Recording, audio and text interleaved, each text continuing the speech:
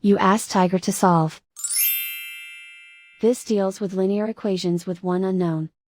The final result is x equals 14. Let's solve it step by step. Simplify the expression. Break up the fraction. Find the greatest common factor of the numerator and denominator. Factor out and cancel the greatest common factor. Group all x terms on the left side of the equation.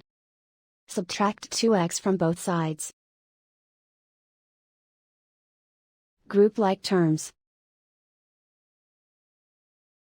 Group the coefficients.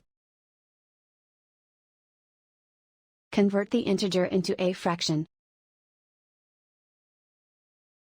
Combine the fractions. Combine the numerators. Group like terms. Simplify the arithmetic. Group all constants on the right side of the equation.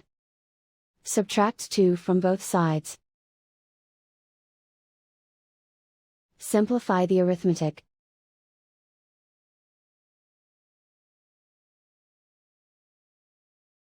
Isolate the x.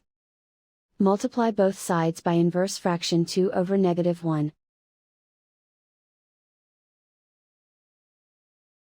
Group like terms. Multiply the coefficients. Simplify the arithmetic.